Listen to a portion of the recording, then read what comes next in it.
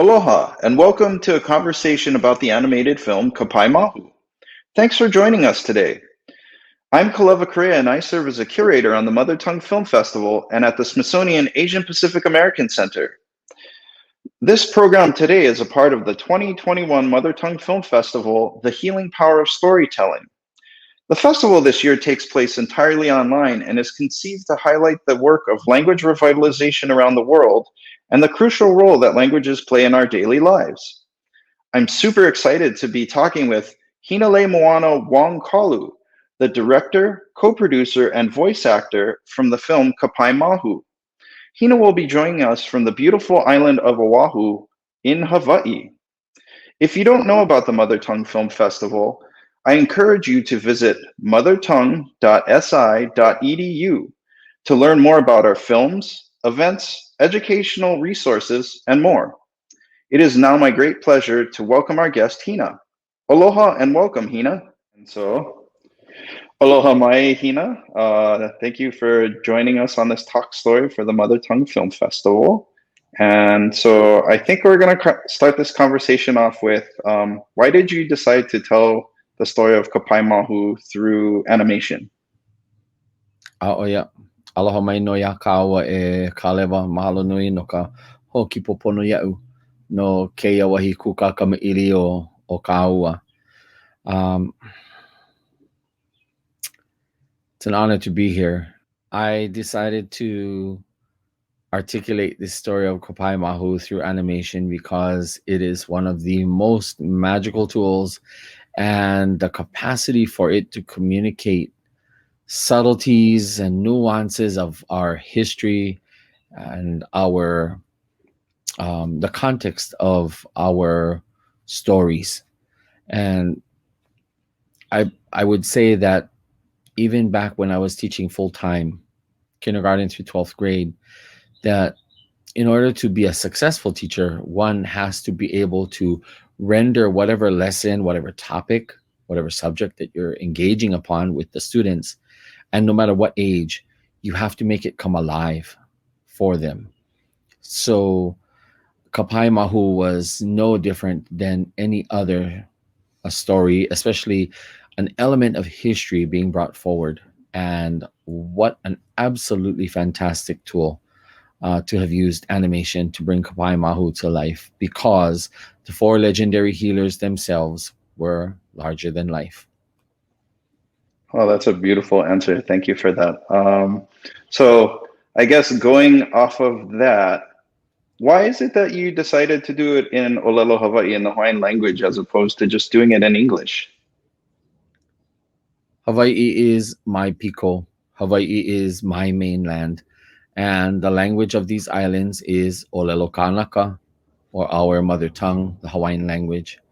And because I have the capacity to speak it, it is also a part of my responsibility and a part of my duty to honor it, because I have been given much in this lifetime.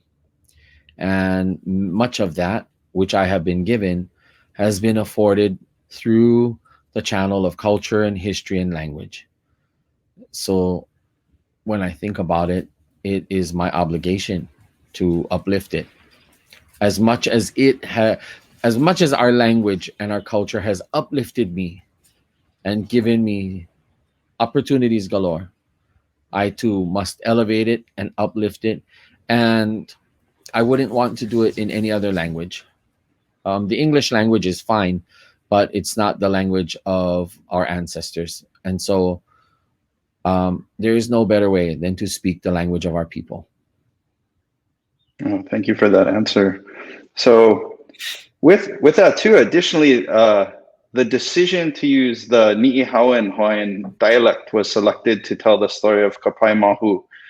Can you kind of tell us the difference of how ihau Hawaiian is different than the Hawaiian language that is more often heard or spoken across the Hawaiian Islands? Yes. I'll take you back on a few steps journey to the time of contact with foreigners throughout the islands. Our people and our language had nuances that were particular to each island.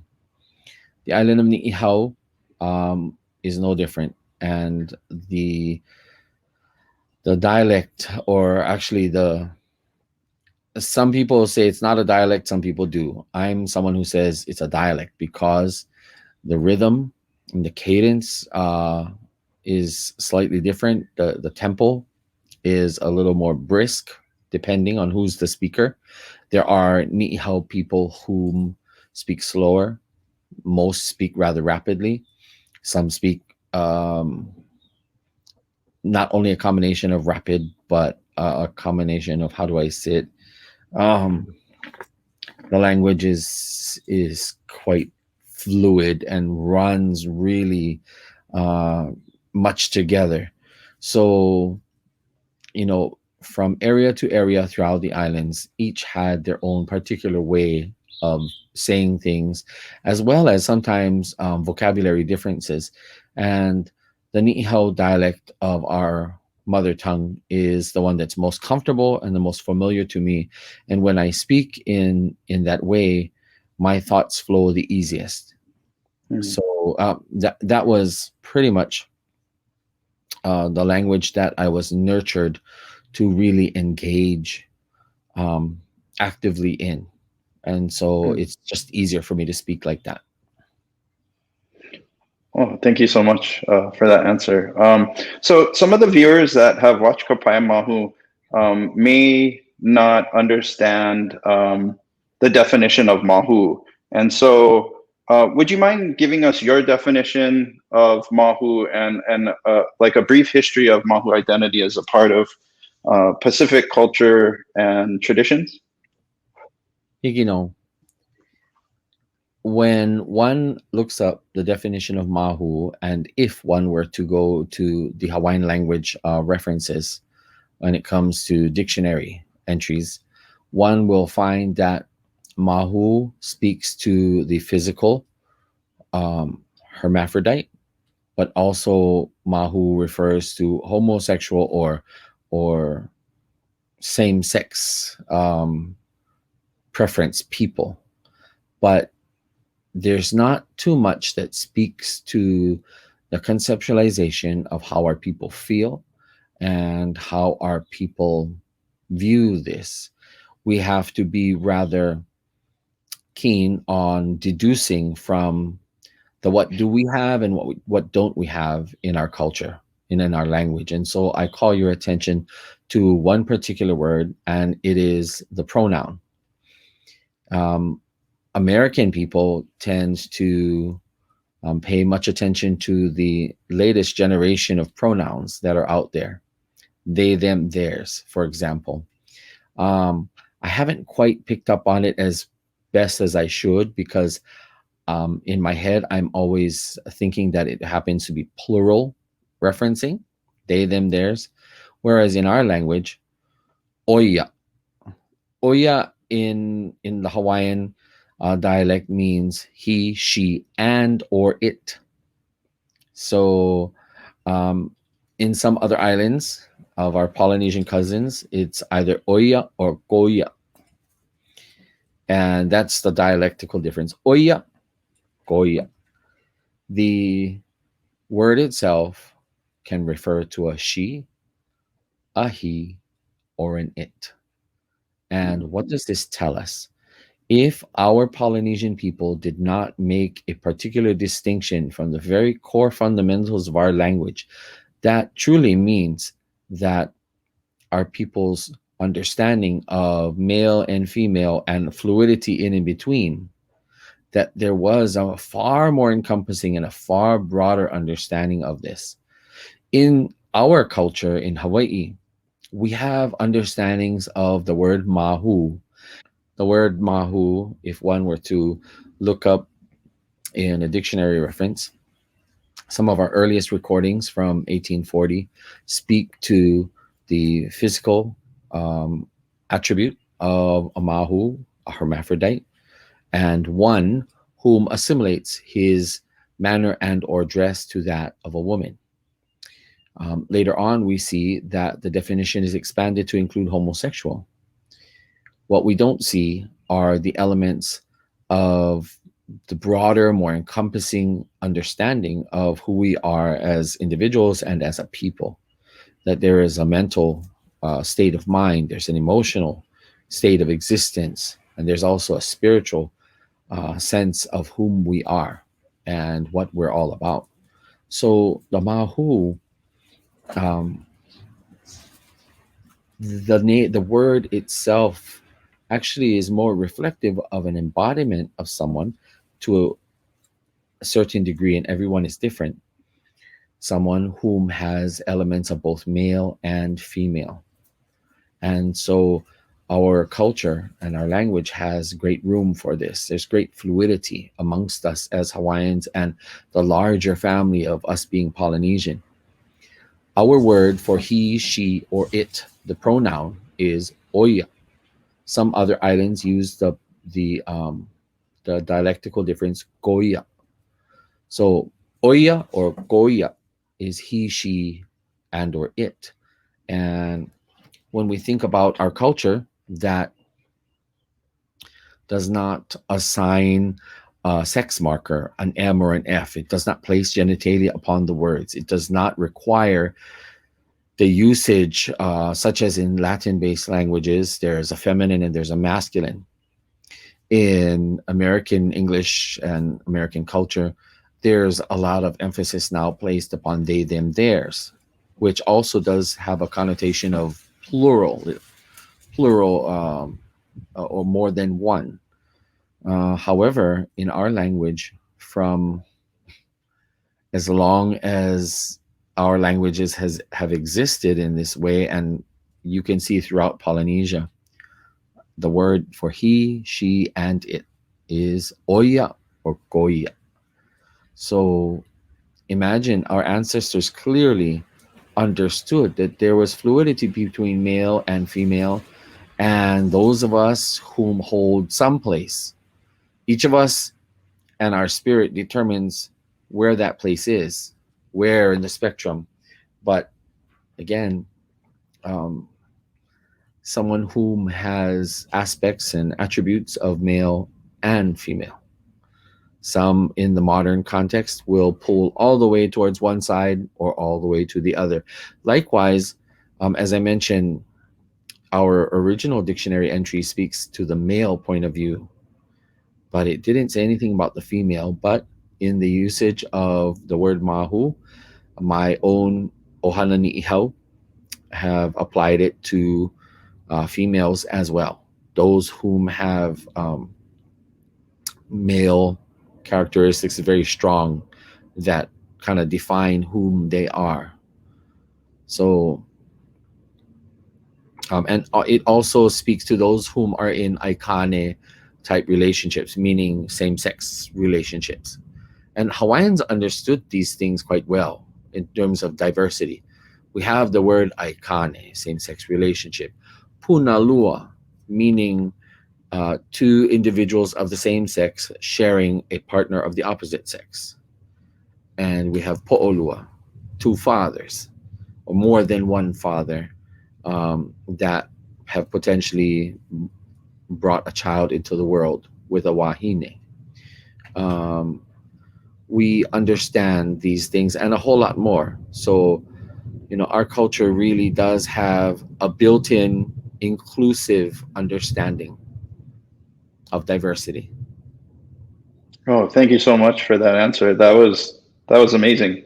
Um, so that leads me into my next question, which is, so although the story of Kapaemahu has been known for over 100 years now, references to the healers being Mahu has been hidden or suppressed. Why do you think that is the case? In the original manuscript that contributed to what is publicly known and widely known as Thrum's Hawaiian Almanac or Hawaiian Annual, it had bits and pieces of information, some shorter, some longer. And the original manuscript spoke of these four individuals and described them as clearly physically male, but their attributes were far more akin to female. And their voices, although low, but their the intonation and the manner in which they spoke, and their not only their mannerism but their aura, the essence of who they were, was rather female when looking at Hawaiians of that time. And thus this is a part of the entry into, the original manuscript speaking about Kapaemahu. And so the name itself, Kapaemahu, is, it holds significance because it clearly refers to that word, Mahu, Kapaemahu. And we know that in instances where our people clearly recorded history or events of significance through oratory, that the names were critical. And so this name reveals to us the nature of these four individuals, as so it was written in that way. The fact that they were, how deliberately suppressed or not, I cannot speak to. However, Hawaiians don't have an understanding of the concept of wizards. And so, perhaps in the storytelling of another person, they became the four wizards. Mm-hmm. However, knowing what I know about many different Mahu, in the sense of who we are as people, there are many Mahu out there that are pretty amazing because they have elements of both male and female, and sometimes it makes the individual larger than life itself. So, to speak of this story requires me to utilize all of the information that was procured in our research. And I believe that a combination of my knowledge and understanding of our culture and our language, as well as our history, sings to me that there was an effort to avoid a controversial or contentious topic by simply giving an English gloss that perhaps does not give as much credence to their duality of nature than one might normally do. It is characteristic of the time. It is also characteristic of the backgrounds of those whom were the storytellers at that particular time. Mm. I, however, am a different storyteller. And according to the information that we have researched, Mahu, and applying it comfortably, applying it respectfully and responsibly, is key. So Kapaemahu refers to four legendary healers who happened to reflect duality of spirit in all of them. That's what the manuscript says. Oh, mahalo for that answer. So I think that that'll lead into the next question, which is, so what effect do you hope your film will have on perceptions and treatment of Mahu and other gender and sexual minorities? I would like people to understand the following about Hawaiian culture. That Hawaiian culture is one of inclusivity because it's built into us by virtue of how we look at one another. We as Hawaiian, as Polynesian people, the elements that we share with our cousins to the south are that we are not focused on the wants, needs, and sentiments of the individual as the prevailing perspective when we look at others, but we are group oriented, group minded, and when we live as a group minded people, we understand just how connected we all are. We also understand that each and every one of us have a different kuleana or a different responsibility. There are clearly um, delineations of culture that express that males had certain duties, females had certain other duties. But what we don't see is a delineation of Mahu and any of their duties. Mm. And it stands to reason that, much like in the modern context, Mahu can straddle the space between male and female, and oftentimes may fill in the gaps when there need to be areas filled in, and whenever there is support that is needed. Um, Elsewhere in the Pacific, just like here in Hawaii, Mahu tends to be some of the most creative people. Mahu tends to be of a solid mind and in insight and grounded when it comes to certain things, in order to bring people together, in order to facilitate um, things that need to happen for the larger community.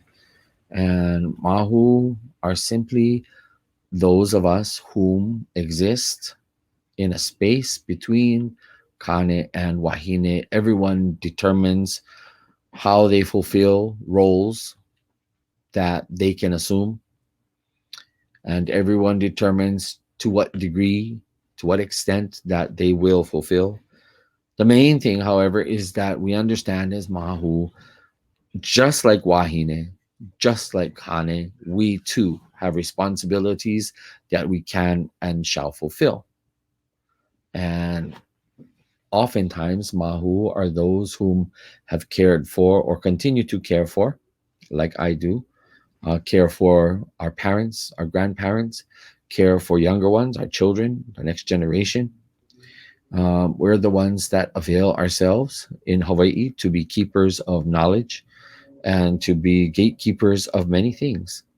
So when I think about the term Mahu, it is just like the word haole, foreigner, any foreigner. Mahu and haole often tend to paddle in the same boat because people misappropriate them, misuse them, and abuse others because of them.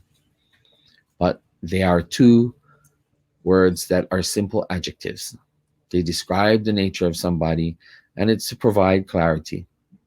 It also gives people looking in a little bit more insight as to the color and context of the individual that is being spoken of. So Mahu are magic. And Mahu, I believe, have a definite place in Hawaiian and larger Polynesian society. I'd have to agree with you on that one. So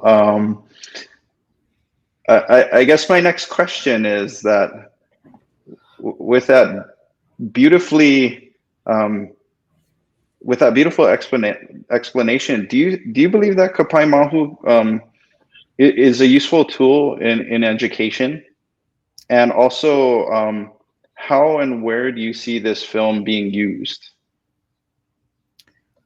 I see the film, both the short film, the 8-minute animation, and the longer, full length, 1 hour plus feature film documentary, uh, should serve as but one reference and one example of our people's understanding of diversity without it having to even be about diversity.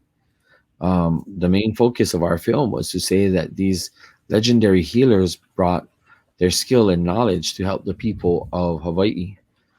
Our story keeps us rooted to Oahu, and I believe that when we think about Mahu, there's no reason why we should need to exclude our film, the short or the full length version, from any place of societal engage, including schools and other educational settings. What I really hope is that Mahu and the understanding of it and the comfortability of speaking about it, referring to it, as well as the sensibility of improving the way we utilize, or in many cases, weaponize words that were never ever meant to be such. Mahu is one such word. As someone who grew up with many people having called me Mahu in a negative way, it's not appropriate that we utilize Mahu or anything pertaining to that in a way that's unbecoming, and in a way that removes us from the dignity that we, like anyone else, deserve. Fantastic. So I guess this is my last question I have for you today. And Okay. is it, do you and your team have any other projects currently in the works? My film crew and I are working on a new project entitled Kapaemahu that we hope will uplift the mana and the power of women.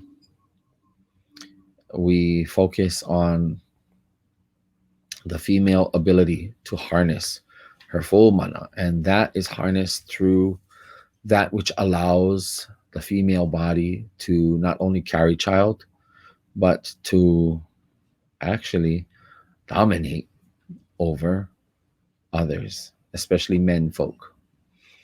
And in this story, in this part of our history, in the ka'au of Pele and Hi'iaka, as well as in the saga of Pele and Kamapua'a, Pele sends her youngest sister Hi'iaka Ikapolio Pele, and Pele sends her to do her bidding. But alas, Pele is not without many whom will seek after her and seek her attention. And Kamapua'a is one whom does his very best to capture Pele's attention, and he tries to woo her. He tries to get the very best of her. And after sharing time together, she tires of him and needs to be rid of him. However, he's not done yet. He hasn't had his fill, but she has. And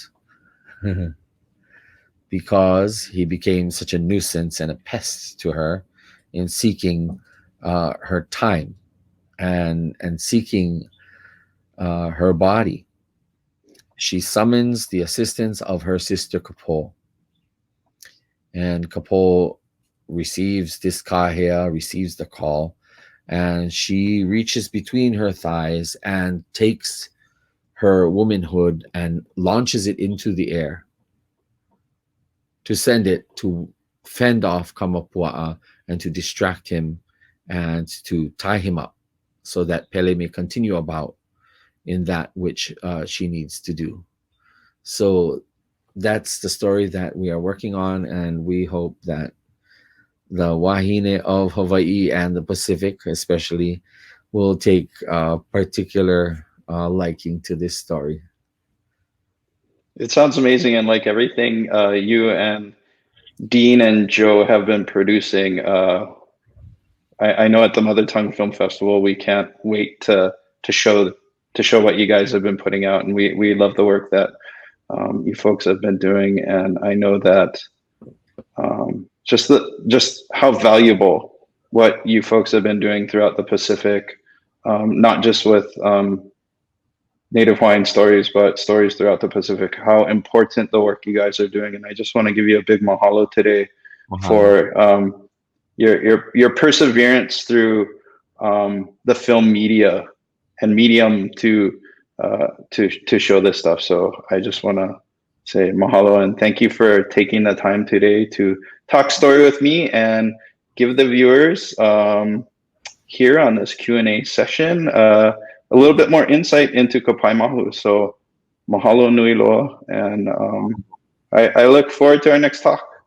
Yes, mahalo Kālewa. And by the way, our next film project is also in the ihau dialect as well.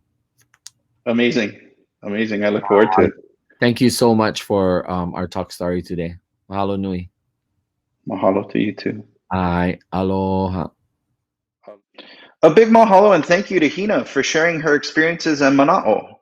Also, a big thank you to all of you at home for watching this Q&A session. Follow the Mother Tongue page here on Facebook to get your notifications about future events. Also find us on Instagram and YouTube. Visit our website at mothertongue.si.edu and come back here for our next program. Thanks a lot. Aloha.